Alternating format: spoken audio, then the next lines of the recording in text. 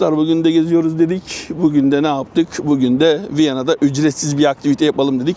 Çıktık doğa yürüyüşüne. Neredeyiz aslında? Biz şu an Favorit'indeyiz. 10. bölgedeyiz. 10. bölgede ormanlık alan var Oberla tarafında. Şimdi orada Viyana'da her bölgesinde böyle Stadtwanderweg diye doğa yürüyüşü parkurları var. Biz de o parkurlardan bugün 13.'sündeyiz.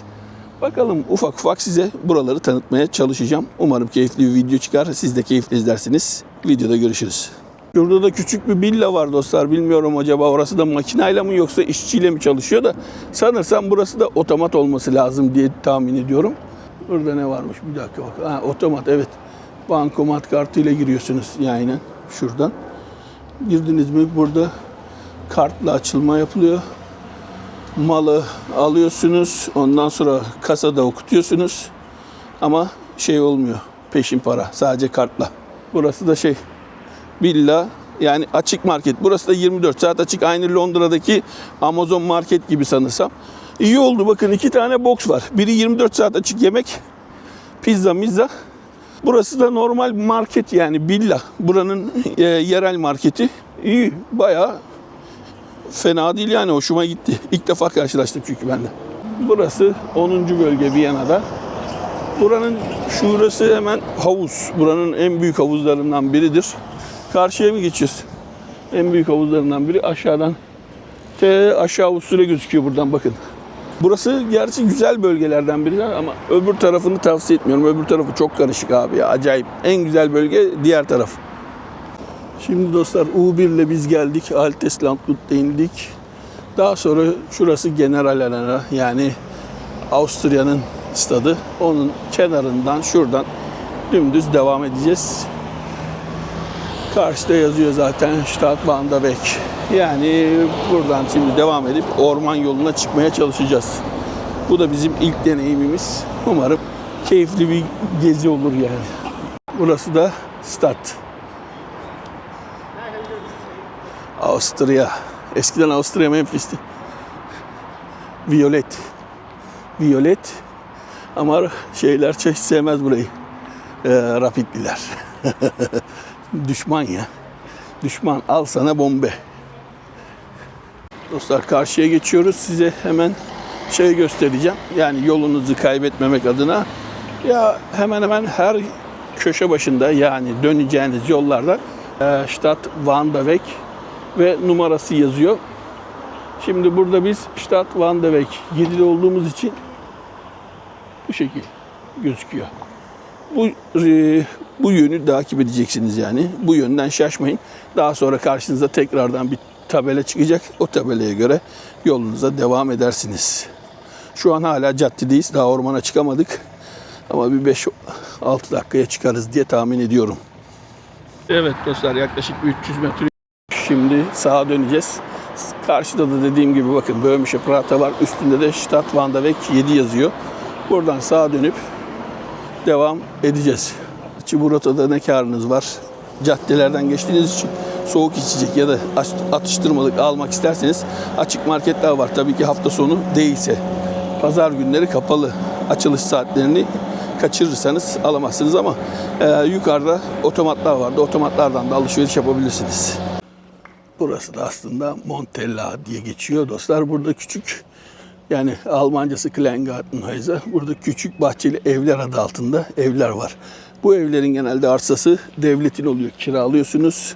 Mal sizin oluyor yani beton. Yıllık belirli bir miktar kira veriyorsunuz. Atıyorum 40 yıllık, 50 yıllık yapılıyor. Kira sözleşmesi. Gördüğünüz gibi burada da yazıyor. Buradaki küçük bahçeli evler. Kleingartenhäuser. Yani zaten bazı evlerin arsası da sizin oluyor. Zaten satış ilanlarında bakarsanız atıyorum 130 bin euro, 150 bin euro ev diyorsa o kesinlikle arsası kiralık olandır. 250, 300, 350 binden başlıyorsa arsası da sizin olandır yani. Arsa komple sizindir. Burada bu şekilde anlatmaya çalışayım sizin. Yani ev almak isteyenler olursa. Kimisinin yıllık 1500 euro kirası var. Kimisinin 6000 euro var. Hani bazı bölge semt de değişiyor kiraları. Kimisinin ucuz oluyor, kimisinin pahalı oluyor.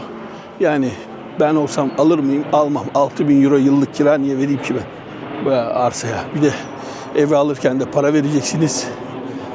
Sıkıntı, bana göre sıkıntı. En güzeli kendi arsanız, kendi eviniz olacak. Bizim daha önceden vardı. Ev de bizimdi, arsa da bizimdi. Öyle daha iyi oluyor en azından. Yani malımı bileyim abi. Ben kiralık mevzusunu pek sevmiyorum, ne yalan söyleyeyim. İnşallah ileride bakalım, alabilirsek tekrardan alırız. Burası da Böhmische Prater'e gidiyor. Aşağı doğru gidiyor işte. Orada da ne var? Kazinolar var, eğlence merkezleri var. Küçük bir Luna Park olarak hesaplayın. Hepsini yavaş yavaş gösteririz. Şimdi rotamıza devam ediyoruz. Şu bölgeden sonra araçların içeri girmesi yasak. Yani komple yaya yolu oluyor burası. İstediğiniz gibi gönül rahatlığıyla dolaşabilirsiniz. Zaten buraya da ekstra bir tabela koymuşlar. Yani ekstra bir tabela koymuşlar. Burası Böhmische Prater. Yani küçük Luna Park. Gördüğünüz gibi burası küçük bir Luna Park. Esas Luna Park aşağıda. Wiener Prater. Oradaki Riesig Rad var. Aynı London'a gibi kocaman. Ama buranınki daha güzel. Gelirseniz muhakkak binin. Orayı da inşallah bir gün, daha önceden binmiştik ama video çekmemiştik. Uzun zamandır binmek istiyorum. İnşallah bakayım kısmet olursa bindiğimde sizlerle paylaşayım ya. Binmek çok istiyorum. Ailemle gideyim de bir bakalım en azından. Orada bir değişiklik olmuş olur bize. Karşıda hemen Rota 66 var. Vallahi 6 ay önce Rota 66'yı da yaptık ya. Sürdük orada araç. Las Vegas'tan Arizona'ya gitmiştik. Çok değişik bir duygu, inanın bana. Onu da tattık ya. Mükemmel benim için ya. Hani hayatımda ölmeden önce yapmam gereken şeylerden bir tanesiydi. Çok şükür onu da başardık. Buradan arkadaşlarım, kardeşlerime, Süleyman'a ve Tarık'a da çok teşekkür ederim. Muhteşemdi. Muhteşem misafirperverliği. Acayip yani. Onlar gerçekten. Boracığım, Bora, senin de iyiliğini unutmam kardeşim. Hepinize çok teşekkür ederim. Tarık, Süleyman ve Boracığım, hepinize çok teşekkür ederim. Çok ilgilendiniz, çok alakadar oldunuz. Vallahi sizin bu yapmış olduğunuz iyiliği, misafirperverliği hiçbir zaman unutmayacağım. Kendinize bakın inşallah. Buralarda da görüşürüz tekrardan. Burada bir vagon getirmişler dostlar. Bu eski vagonlardan bir tanesi. Şık. Yani içeriği restoran yapmışlar sanırsam. Ana bu da var ya, korku filminden çıkmış gibi bu da be. Aklım çıktı ha. Tipe bakar mısın? Vay arkadaş, ne tırstım ya. Tabii çocuklarınızı da buraya getirebilirsiniz. İlla aşağıdaki büyük Prater'e gitmek zorunda değilsiniz. Burası biraz daha küçük. Daha küçük çocuklar için de uygun burası. Böyle mesela dönme dolap var, daha küçük. Daha güvenli diyebilirim. Dönme dolap çalıştı. Burası da mini golf sahası. Yani saatlik kiralıyorsunuz herhalde ya da bilmiyorum nasıl oluyor da. Mini golf oynamak isteyenler de buraya gelebilir. Mini golf, evet. Erwachsen 6 euro. Küçük çocuklarda 4 euroymuş dostlar. 6 euro ve 4 euro. Ya, tek oyun mu oynanıyor? Nasıl oynanıyor? Golfü bilmediğim için. Ama ücreti öyle çok da pahalı değil. Burası da kazino. Böhmische Prater'ın kazinosu burası. Kazino oynamak isteyen de buraya gelebilir. Neue Kunde diyor. Yeni müşterilere 10 euro bonus veriyorlarmış. Yeni üye olursanız 10 euro bonus, 1000 euro kaybet. Aman diyorum, bu tuzaklara düşmeyin. Sakın. Dostlar bakın, şurada da hemen bir tabela var. Onu da göstereyim size. Burada gecelemek tüm araç gereçler için yasaktır diyor. Özel mülktür yazıyor. Privatgrund, Übernachtung alle Art verboten diyor. Yani çadır kurmak, karavan ve çekme karavan gibi tarz şeyler bu kısımda kesinlikle yasak, geceleme açısından. Şurada da Stadtwanderweg yazıyor. Tekrardan gördüğünüz gibi hemen hemen her yerde bu tabelalara dikkat edin. Yönünüzü kaybetmeyin. Zaten burada da bakın plan var. Ona göre yönünüzü belirlersiniz. İlla gerçi bunu takmak zorunda değilsiniz ama hani bu rotayı yapmak istiyorsanız bu tabelaları göz önüne alın, dikkat edin. En azından o rotayı yapmış olursunuz.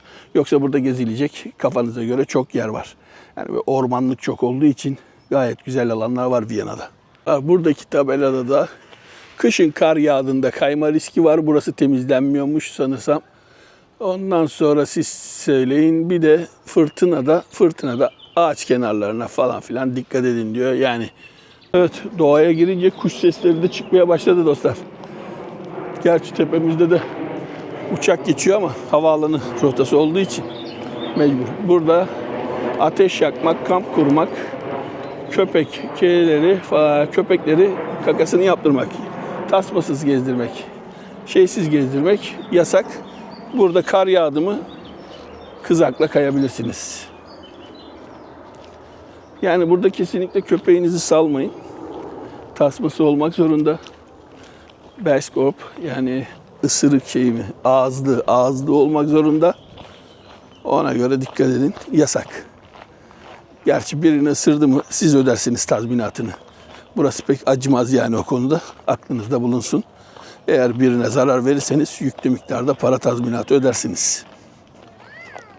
Çocuklar buradan kayabilir dostlar bakın. Çok güzel aslında. Bunu ben de çok seviyorum da. Tepemizde gördüğünüz gibi uçak da var. Havaalanı rotası burası. Zaten şu tam dümdüz baktınız mı Schwechat, Flughafen yani Viyana havaalanı tam orada. Hatta kulesi bile gözüküyor. Ama kamerada çıkar mı bilmiyorum. Burada Viyana manzarası. Biz tam şu karşıda çaprazda oturuyoruz. Austrian Airlines geliyor. Şurası rafineri. Bak 2 uçak da iniyor. Biri oradan iniyor, biri buradan iniyor. 2 uçak ayrı pistler aynı. 2 pisti var zaten iniş kalkış. İkisi de inişte şu an ama. Şurası Central Freerot, merkez mezarlığı. Karşısı OMFA rafineri ve tam da karşısı havaalanı. Kulede gözüküyor zaten. Şu karşısı da Hamburg an der Donau. Oraya daha önceden tabii ki bizim ev oradaydı. Şu tepeliğin oradaydı hemen. Sattık buraya geldik. Bu kalabalığa geldik. Vay arkadaş çok güzelmiş burası gözüküyor ya. Harika bir manzara var yani. Kısa bir yemek molası verdik. Piknik yapacağız. Ay çay fena olmaz ya şimdi. Kafede fena olmazdı. Yok kafede de çay. Daha böyle çay içmesine gidiyorlar ya da. Tuz yok içinde.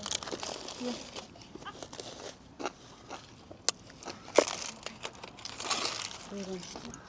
Soframıza. Tuzluk 10 gram. Ay benim... Ich möchte nicht Staude. Also bu Bak ekstradan neler gelmiş.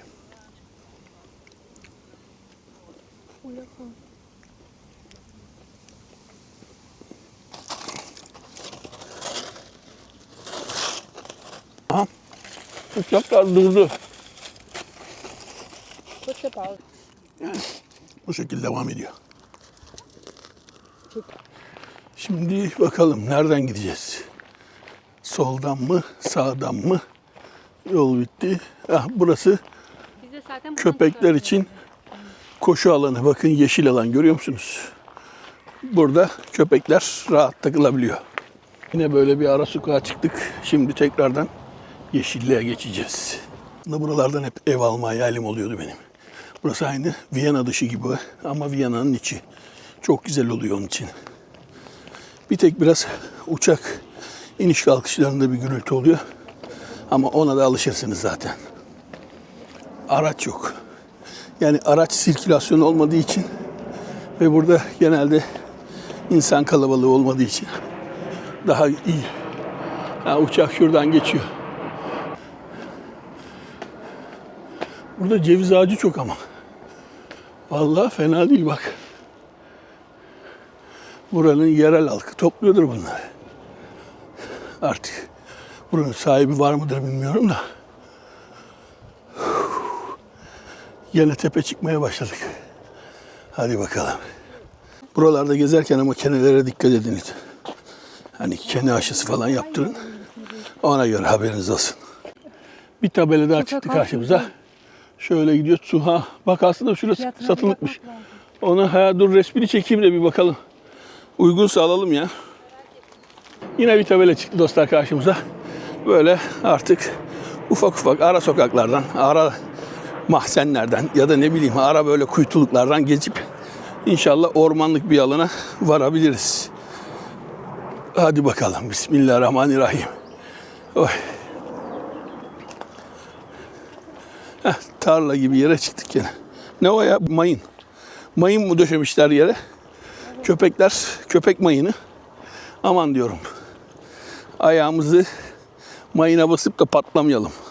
Dostlar buralarda üzüm bağları. Şarap üzümü bunlar. Hani Viyana'nın ve Burgenland'ın şarabı meşhur. Hani Viyana'nın demeyeyim de Burgenland'ın şarabı meşhur olduğu için buralarda da şarap üretiliyor. Buradan tekrar sola döneceğiz. Buradaki tipler de bunlarmış dostlar. Bunları öldürmeyin. Buranın sahipleri bunlar. Aman diyorum yabani olarak görmeyin. Gerçi her gittiğiniz yerde bu tarz hayvan tabelaları çıkıyor. Hani buradadır diyor. Yılan, fare ne bileyim şu bu olsun. Hani korkulacak bir şey yok. Onlar buranın yerlileri diyor. Yola devam ediyoruz. Aslında güzel bir parkur.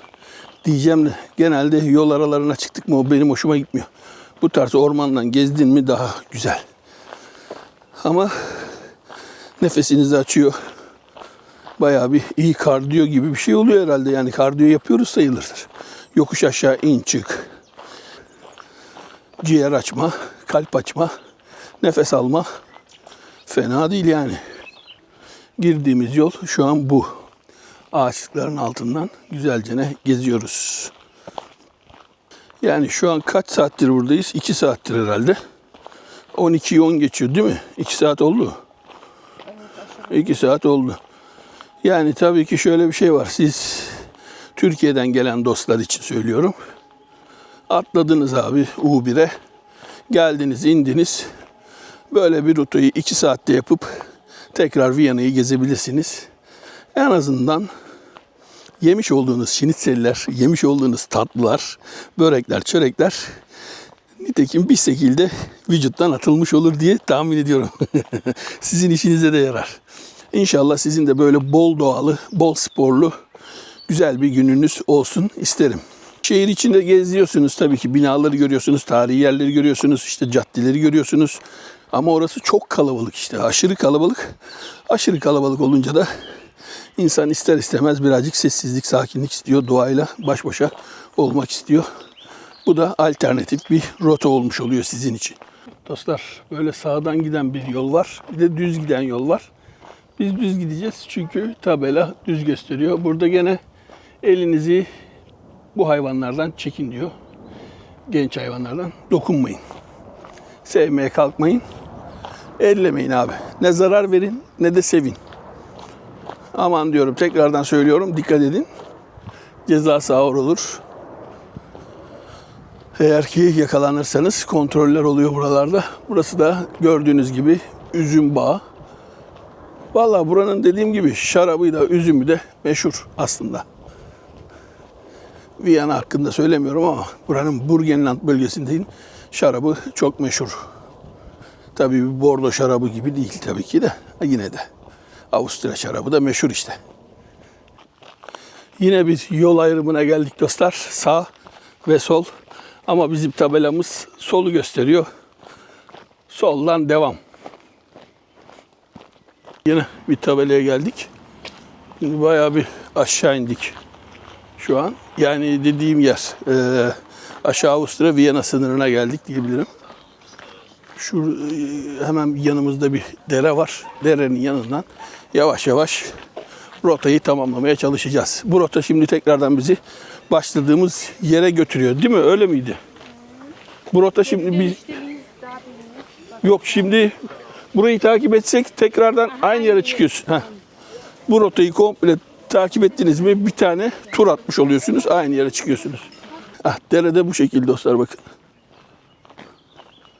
Burası da şu Şüvekat'a kadar iniyor. Bisiklet geliyor. Ki ben kendimi Amazon ormanlarında gibi sandım.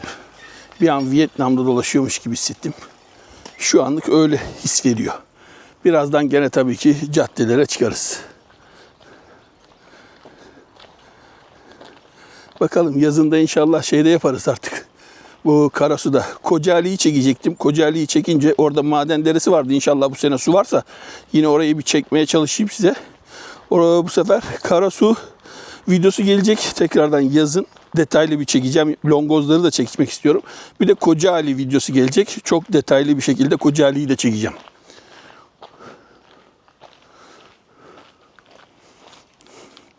Şimdilik Viyana ile idare edin. Dostlar, yavaş yavaş turumuzun sonuna geliyoruz. Artık bunlar son tabelalar. Bayağı bir oldu. Hatta şu an saat kaç hemen bir bakayım.